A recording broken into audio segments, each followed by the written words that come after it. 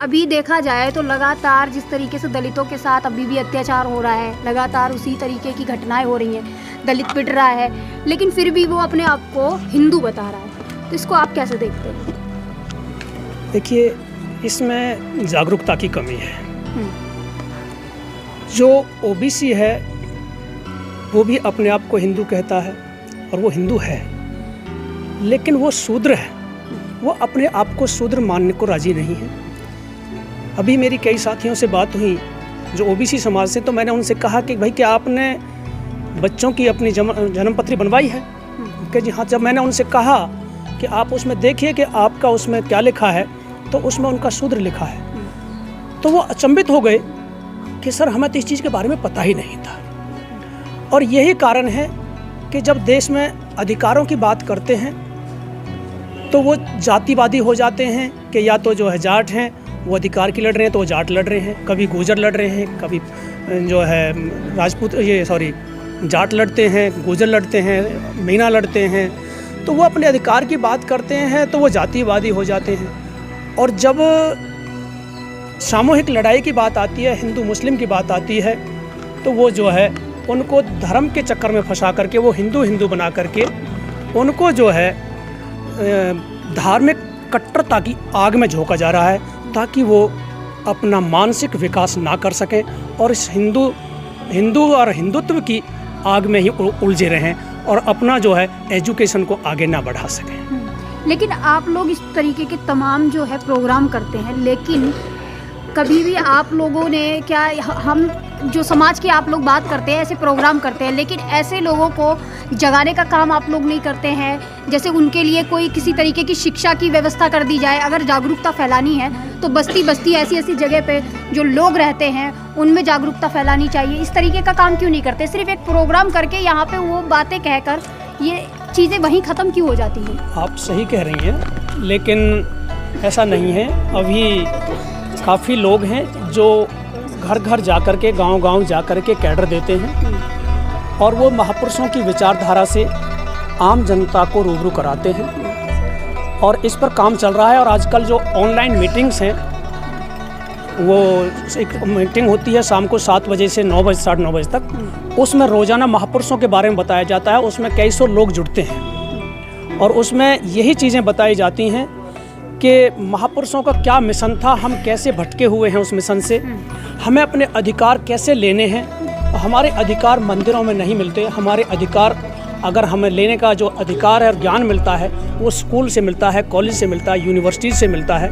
हम उनको कहते हैं कि भाई आप ये बताइए, आपको जितने भी आपके देवी देवता हैं, जो भी जिनको आप मानते हैं, वो आपको यूनिवर्सिटीज़ में कभी नहीं बुलाते, विदेशों में कभी नहीं बुलाते, वो पहाड़ों में क्यों बुलाते हैं? जबकि पहाड़ों के रहने वाले लोग यहाँ दिल्ली में जो है ना घरों में खाना बनाने का काम करते हैं। और जो है जो मथुरा के अंदर है, सबसे ज़्यादा भिखारी उस मथुरा के अंदर रहते हैं जहाँ भगवान रहते हैं। तो ये एक अंधविश्वास है, ये मानसिक गुलामी है। ये मानसिक गुलामी को निकालने के लिए बहुत बड़े लेवल पर काम करना पड़ेगा। और जिस प्रकार आप ये जो सोशल मीडिया है ये बहुत अच्छा काम कर रहा है। जो विचारधारा जो तैयार की जा रही है, लोगों को बताया जा रहा है, क्योंकि जिनको ग्रंथों को वो मानते हैं वो ग्रंथ उन्होंने पढ़े नहीं हैं। जो उनमें से अच्छी को 2-4 बातें पढ़ करके उनको बताई जाती हैं तो वो उसका प्रचार करते हैं। लेकिन वो जब उनको सच्चाई पढ़ेंगे तो वो देखेंगे कि शूद्रों को कोई राइट नहीं है। और वो शूद्र आज जो समझते हैं कि जो SC और ST वाले शूद्र हैं, ये SC और ST वाले हिंदू ही नहीं थे। हिंदू ही वो शूद्र हैं जो SC ST है। ये तो वंचित समाज था, ना ये हिंदू था, ना मुस्लिम था, ना ईसाई था, ये कोई धर्म ही नहीं था इनका। जो है ये इंडिपेंडेंट थे। इसलिए बाबा साहब ने इनको जो है एक शेड्यूल्ड बनाया था। उस शेड्यूल्ड के तहत जो जातियाँ आई थी उनसे कहा था कि आपको जो धर्म अच्छा लगे आप उसमें जाइए। तो बाबा साहब ने एक जो बौद्ध का मार्ग था वो श्रेष्ठ है। वहाँ जो है ना कोई जातिवाद है, ना असमानता है, ना छोटा बड़ा है, ना जो है अस्पृश्यता है। तो वहाँ उसको जो है देख करके बाबा साहब ने सबको कहा कि ए मेरे वंचित समाज के लोगों, शेड्यूल्ड कास्ट और शेड्यूल्ड ट्राइब के लोगों, आप जो है बुद्ध मार्ग पर जाना, यही इसी मार्ग पर, बुद्ध धम्म में ही आपका कल्याण होगा। तो इस पर काम चल रहा है। आज हमारी बौद्ध संस्थाएं बहुत बड़े लेवल पर काम कर रही हैं देश के अंदर, देश क्या इंटरनेशनल लेवल पर काम चल रहा है। तो ये जागरूकता है कि समय लगता है, ये आंदोलन है, जारी रहना चाहिए। लेकिन वो फ़र्क है कि कई बार आंदोलन तेज़ भी हो जाता है, धीमा भी पड़ जाता है। ये इसकी जो है ये नेचुरल थिंग है कि कभी धीमा कभी तेज़ चलता रहेगा। और ये हमेशा, लेकिन ये है कि आंदोलन जारी रहना चाहिए, और जारी रहेगा तभी हमारे महापुरुषों की विचारधारा जन जन तक पहुंच पाए। अच्छा, मेरा आखिरी सवाल ये है कि अभी यहाँ पर 22 प्रतिज्ञाएं दोहराई गई थी, और 22 प्रतिज्ञाओं के मामले को लेकर के आपको मालूम है कि किस तरीके का जो है बवाल हुआ था, जी, है ना?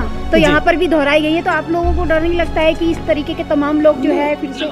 देखिए, उसमें जो है ना, अब जो है, अगर मैं मेरे पिताजी की मान लो 50 बीघे ज़मीन है और मेरे पड़ोसी पर 1000 बीघे ज़मीन है, तो मैं उस 1000 बीघे वाले से थोड़ी हिस्सा लूँगा। मैं तो हिस्सा अपने 50 बीघा में, चाहे हम 5 भाई हैं, अगर मेरे हिस्से में 10 बीघा आ रही है तो मैं अपने भाई को 9 बीघे नहीं लेने दूंगा, ना मैं 11 बीघे लूँगा, क्योंकि मेरा राइट जो है वो 50 बीघा में ही है। इसलिए हम और किसी धर्म की बात नहीं करते, क्योंकि जब हम हिंदू धर्म की जो है मान्यताओं को मानते हैं, उनको सारी चीज़ों को हमने अडॉप्ट करते हैं, सारे उनके त्यौहार मनाते हैं, और फिर भी हमारे साथ डिस्क्रिमिनेशन होता है। हमारी कोई हेल्प करने, ना कोई देवी देवता आया, ना कोई भगवान आया। तो बाबा साहब ने जब इन सारी चीज़ों को पढ़ करके देखा, तब उन्होंने कहा कि ए मेरे बहुजन समाज के लोगों, वंचित समाज के लोगों, आप इस जो है अंधविश्वास से बाहर निकल करके तथागत बुद्ध का जो मार्ग है, आप उस बुद्ध के धर्म में जो आप जाना, वहाँ आपको सम्मान मिलेगा, स्वाभिमान मिलेगा, और वहाँ किसी भी तरह का आपके साथ डिस्क्रिमिनेशन नहीं होगा। सर, अपना परिचय दे दीजिए।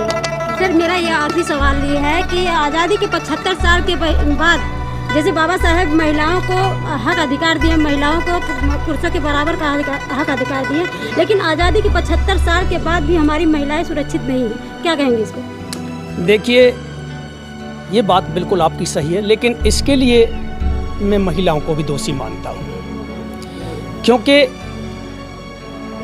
जितने भी जो घर के सिस्टम जो चलता है वो घर से चलता है।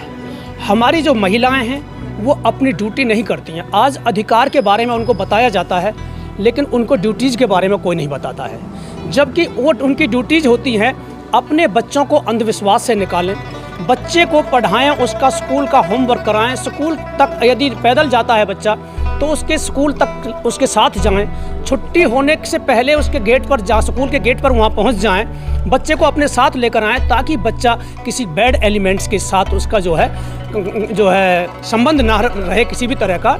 तो अगर मान लो बीड़ी पीने वाले, शराब पीने वाले, ऐसे नशेड़ी बच्चों के साथ उनके साथ कांटेक्ट हो जाता है, तो वो बच्चे उसी लाइन में चले जाते हैं। इसलिए हमारी महिलाओं की ड्यूटीज़ है कि वो महापुरुषों की किताब पढ़ें, और महापुरुषों के ज्ञान पर आगे बढ़ कर के माँ सावित्रीबाई फुले को पढ़ें, माँ रमाबाई के त्याग को देखें, और फातिमा शेख जी को पढ़ें। तो बहुत सारी हमारी महिलाएं ऐसी हुई हैं, और यहाँ तक कि मैं तो ये कहता हूँ कि वो जो है फूलन देवी जी को पढ़ें। यदि वो फूलन देवी को याद करेंगी तो मैं ये कहता हूँ, ये गारंटी है उनके साथ किसी भी तरह का अत्याचार नहीं हो सकता। सर, अभी आपने जो महिलाओं के लिए कहा कि मैं महिलाओं को दोषी मानता हूँ, उससे मेरे मन में एक सवाल आया है कि आपने भी जो ठीकरा है वो महिलाओं के ऊपर ही फोड़ दिया। क्या पुरुष अपने आप को उस तरीके का नहीं बना सकते हैं कि उनको गंदी नज़र से महिलाओं को नहीं देखना है, या महिलाओं के साथ बलात्कार नहीं करना है? आपको नहीं लगता कि इस तरीके के कंटेंट परोसे जाते हैं, सरकार को उस पर आवाज़ उठा के उसको बंद करना चाहिए? देखिए, मैं वही तो मैं कह रहा हूँ, यहाँ लड़के भी हमारे हैं और लड़कियाँ भी हमारी हैं। अगर मान लीजिए मुझे एक सोसाइटी अच्छी नहीं मिल रही है, और मेरे बच्चे जो है बैड सोसाइटी में चले जाते हैं, और आपके जो मेरा साथी है उसके बच्चे अच्छे हैं, अब अच्छे वाले के बच्चों का अगर उनका क्या दोष है? मेरे बच्चे बैड एलिमेंट्स में जाकर के उनको बैड हैबिट्स उनको पड़ गई हैं, और वो उनके साथ जो है गलत हरकत करता है, तो इसके लिए वो पड़ोसी थोड़ी दोषी है। पड़ोसी तो जो है वो तो विक्टिम हो गया है, लेकिन उसके लिए दोषी मेरा पड़ोसी इसलिए है, अगर वो ये चाहता कि मेरे बच्चों के साथ भी ऐसा ही हो, तो वो मेरे बच्चे जो कहीं गलत बैड एलिमेंट्स के साथ बैठ रहे थे, तो वो उनके बारे में मुझे बताते आकर के कि जी आपके बच्चे जो है वहाँ मैंने देखा था बीड़ी पी रहे थे, वहाँ नशा कर रहे थे, या आज वो स्कूल से बंक मारा है। तो मैं उन बच्चों का ख्याल रखता, लेकिन क्या है, हम एक दूसरे का ख्याल नहीं रखते हैं। हम सोचते हैं कि पड़ोसी के बच्चे बिगड़ जाए, मेरे बच्चे कामयाब हो जाएं। तो इसके लिए हम आस पड़ोस में महिलाओं को इसलिए दोषी नहीं कह रहा हूँ कि महिलाओं का दोष है। मैं इस बात को कह रहा हूँ कि जितना भी जो संस्कार है घर के अंदर वो महिलाओं से चलता है। हमारी जो महिलाएं हैं वो जो है जागरणों में जाती हैं, पूरी रात जागरण होता है, वहाँ बैठी रहेंगी, लेकिन एक जो है मिशनरी प्रोग्राम हो वहाँ 3 घंटे नहीं बैठ सकती हैं। तो मेन चीज़ ये है कि हम अंधकार की ओर बहुत जल्दी चली जाती है। जितने भी हमारे जो सत्संग हैं वहाँ सबसे पहले महिलाओं के पास आते हैं वो लोग। हम एक पड़ोसन महिला आती है, अरे बहन जी आप सारे दिन यहाँ रहती हो, एक सत्संग में चलो सही, आप मानना मत, ऐसे मतलब उनको लुभाती हैं। 2 घंटे के लिए चलो भाई साहब को पता भी नहीं चलेगा, और वो वहाँ जाकर चली जाती हैं, वहाँ अच्छी अच्छी मीठी मीठी बातें बताते हैं, और वो फिर जो उससे आकर्षित हो जाती हैं, वो वहाँ जाती रहती हैं, और उसको जाने के चक्कर में वो अपने बच्चों के प्रति जो ड्यूटीज़ हैं वो उनको भूल जाती हैं, और जो बच्चों के लिए उनको समय देना था वो उन सत्संगों में देने लगती हैं। यानी आपको लगता है कि महिलाएं सत्संग और बच्चों तक ही सीमित हैं, यानी और जगह पे नहीं जा सकती है, या आदमी की या पुरुष की अपनी कोई वो नहीं होनी चाहिए ड्यूटीज़ की, उसको भी इस तरीके से मतलब आगे बढ़ाना चाहिए या संस्कार देने चाहिए, या खुद से अपने आप को? देखिए ऐसा है, मेरी अपनी मिसेज मेरे साथ कई बार प्रोग्राम्स में गई, मेरा बेटा इंजीनियर वो मेरे साथ बहुत सारे प्रोग्राम्स में गया, मेरी बेटी एडवोकेट सुप्रीम कोर्ट में एडवोकेट है, वो बहुत सारे प्रोग्राम्स में गई, और इवन अब जो है मेरे गांव के अंदर जितना भी अंधविश्वास था वो सारा ख़त्म हो गया।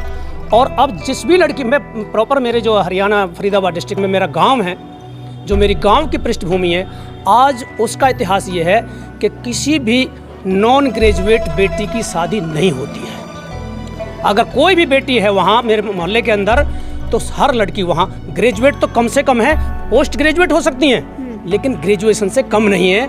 ये जो है आपको जागरूकता अपने घर से लानी होगी। मैं अपने बच्चों को पूरी तरह से जो फ्री रखता हूँ, मेरी मिसेज हैं अपने जेब से वो खर्च करती हैं, ऑटो करती हैं और टैक्सी करती हैं, वो महिलाओं को प्रोग्राम्स में लेकर जाती हैं। जब वो प्रोग्राम्स में वहाँ उनको लेकर गई तो जागरूकता आ गई और अंधविश्वास हट गया, एजुकेशन आ गई। सर जैसे आप अभी कहें कि हमारे घर की जो महिलाएं हैं वो बाहर निकलती हैं, जाती हैं और लोगों को समझाती भी हैं, लेकिन अक्सर मैं देखती हूँ कोई भी कार्यक्रम होता है तो उसमें ज़्यादातर पुरुष आते हैं। क्या उन पुरुषों की ये मतलब अधिकार नहीं होता कि हम अपनी महिलाओं को यहाँ पे लेके आएँ? देखिए ये आप बिल्कुल सही कह रही हैं। मैं मथुरा में अभी मैं मंच पे भी सुनी हूँ कि सर का कहना था कि कहीं ना कहीं इसका दोष पुरुष है। जी, नहीं ये सच्चाई है, मैं भी मानता हूँ पुरुष दोषी है। मैं एक बार मथुरा में गया था तो वहाँ कई हज़ार लोग थे, उन्होंने मुझे लेक्चर के लिए बुलाया, तो मैंने कहा मैं 3 घंटे बोलना चाहता था लेकिन मैं 3 मिनट भी नहीं बोलूँगा, क्योंकि जो संस्कार घर में महिला चलाती है वो यहाँ एक भी नहीं है। और यहाँ आप लोगों से के साथ समय वेस्ट करना, मैं कह रहा हूँ एनर्जी और समय वेस्ट करने का मतलब है दीवार में सर मारने जैसा है।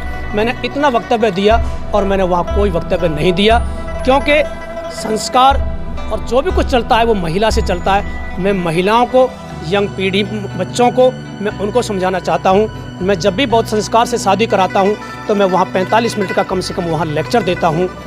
तो इस तरह से हम काम करते हैं। ऐसा नहीं है कि हम काम नहीं हो रहा है, काम हो रहा है, लेकिन जिस दिन महिला अपने आप को दोषी मानने स्टार्ट कर देगी उस दिन वो जग कर खड़ी हो जाएगी। ये सच्चाई है कि अभी तक तो मैं कह रहा हूँ, लेकिन हमें इस बात का दर्द होता है कि हम महिलाओं को दोषी मानते हैं। लेकिन मेरी बहन बेटियों, मैं कहता हूँ कि जिस दिन महिला अपने आप को दोषी मानने लगेगी उस दिन उसका विवेक जग जाएगा और वो अपने जो घर में जो मेल पर्सन है उनसे खुद कहेगी कि आप चलिए वहाँ प्रोग्राम है, मुझे भी चलना है। सर उन पुरुषों के लिए क्या कहेंगे जो अपनी महिलाओं को अपने घर में गुलाम बना कर रखते हैं? देखिए वो पुरुष जो ऐसा करते हैं वो महापुरुषों को नहीं मानते, ना उनकी विचारधारा को मानते, और सही पूछो तो वो खुद गुलाम हैं। वो आकर के कुछ भी सुन लें, कह दें, लेकिन घर में जा कर के वही अंधविश्वास को मानते हैं। वो डुप्लीकेट अम्बेडकरवादी हैं, असली ना वो अम्बेडकरवादी हैं ना वो बुद्धिस्ट हैं। Thank you. वीडियो कैसी लगी आप अपने कमेंट्स के माध्यम से हमें बता सकते हैं, और चैनल को लाइक, शेयर और सब्सक्राइब जरूर करें। धन्यवाद।